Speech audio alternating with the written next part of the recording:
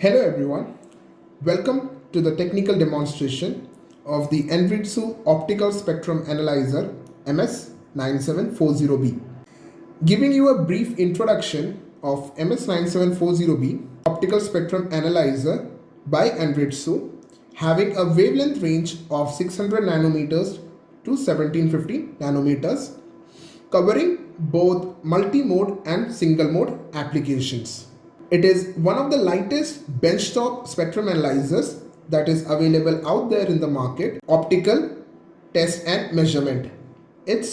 With a superior sweep speed of less than 0.2 seconds and a minimum light reception sensitivity of minus 90 dBm, Anritsu's optical spectrum analyzer ensures that no stones are left unturned. Anritsu's optical spectrum analyzer MS9740B is easy to operate, at the same time has 9 inbuilt different applications which caters to different requirements.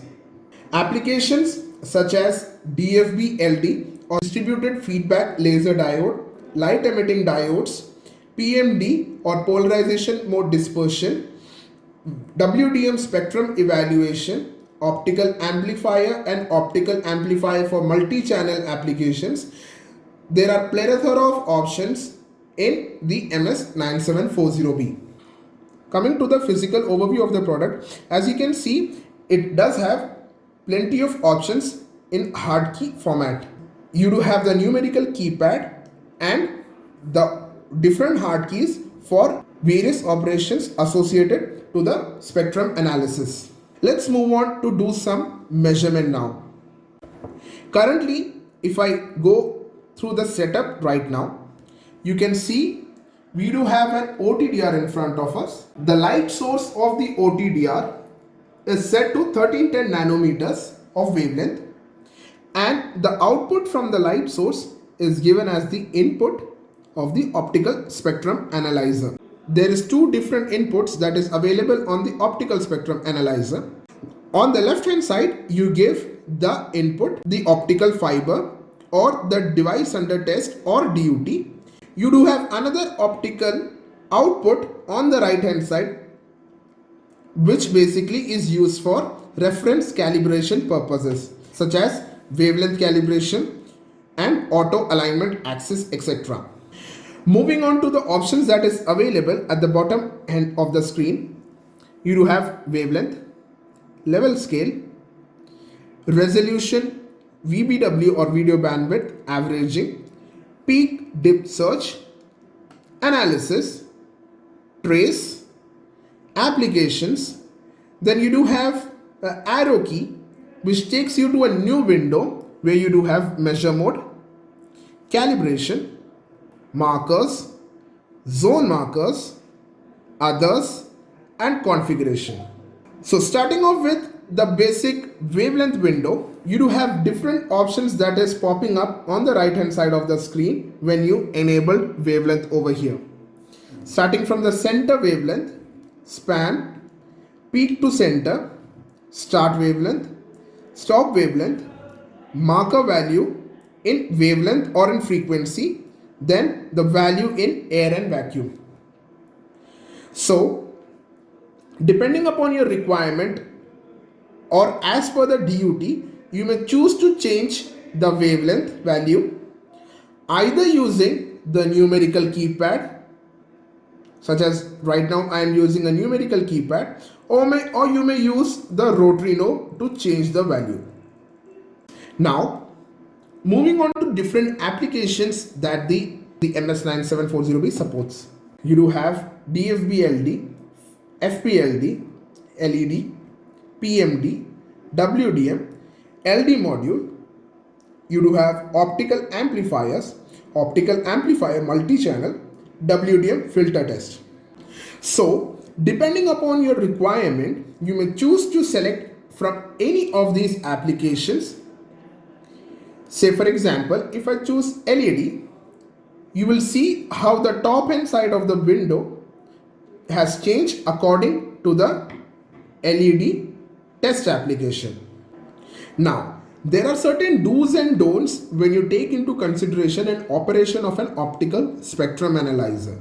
Such as, say for example, if this particular port of wavelength calibration is not under use, then it is suggested that you keep this particular cap always closed so as to avoid any dust accumulation. It is always suggested that you use an isopropyl to clean the connectors or the optical fiber before inserting it into the optical spectrum analyzer so as to ensure desirable results. Apart from that, coming on to the input tolerance value, if you take into consideration the maximum optical input that the optical spectrum analyzer can handle, there is one feature on the level scale. If you click on level scale, you will see one feature popping up at the bottommost which says OPT.ATT, which stands for optical attenuator. Now, considering the input to the optical spectrum analyzer, if you don't know the power level, it is always suggested that you turn this feature on so that the optical spectrum analyzer is not damaged. Plus 10 dBm maximum is the input that the optical spectrum analyzer can handle if the optical attenuator feature is off. If you turn on this feature, it can handle up to plus 23 dBm of optical power. Turning on optical attenuator, the same will be replicated at the bottom right corner. Moving on, for calibration purposes, you have to enable the optical output. The next window, you will see others, where you have the privilege to turn the optical output on. This will enable the LED, as you can see, and it will start pumping out. It is always suggested that you don't enable it when not in use. For calibration purposes, when required, you may choose to turn the optical output on and you may calibrate the instrument. When not in use, it is always suggested you turn this feature off and close the cap. Now let's do a measurement using the optical spectrum analyzer. Currently the wavelength is set to 1310 nanometers. The output from the optical light source is given to the input of the optical spectrum analyzer using a single mode fiber. Now we will set the start wavelength to 1200, set stop wavelength to 1400, set. Now we will do a single sweep. Now if you click on peak to center, it will bring the trace to the center of the screen, and the same will be replicated on the center value over here. So as you can see, it states 1310.80 nanometers. You may choose to change the level scale, such as if you click on peak to the reference level, it will push the graph towards the upper part. Similarly, you may also choose to change the resolution from 0.07 nanometers to 1 nanometer. You may also choose to change the VBW or video bandwidth value so as to maintain the noise floor to the desired level. You may choose to change the sampling point as per your requirement as well. Moving on to peak bar dip search. If you click on peak search, it will give you the marker value associated to the peak over here. On the analysis window, you do have different options such as threshold, RMS, spectrum power, which will display the power level of the spectrum, and various other options. Moving on to the trace.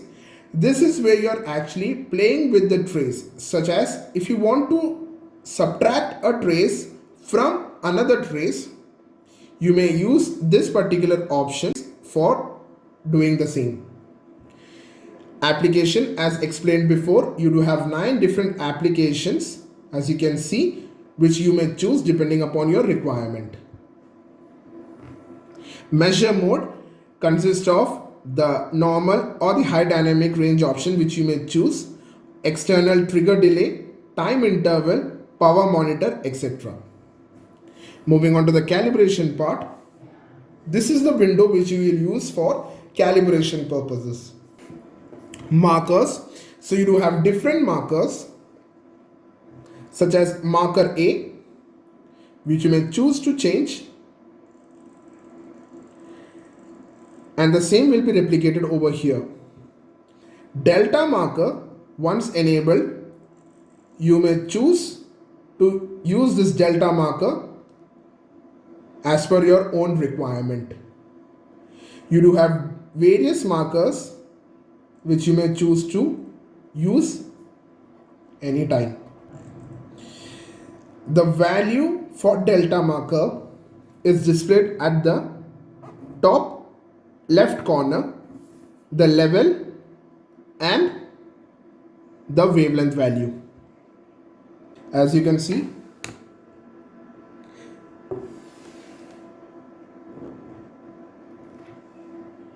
if you click on erase, it will erase the entire markers.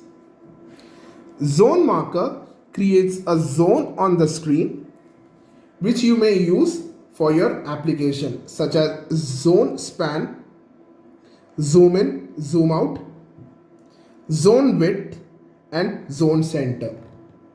So there are various other options in the markers itself which you may use to choose a specified region, and you can actually work on it. In others, as mentioned before, you may choose to turn the optical output on or off. These were the few operations that were associated to the optical spectrum analyzer.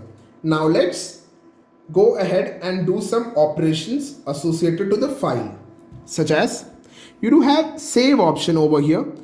So if you click on save, it will give you an option of saving the file in XML format or CSV format.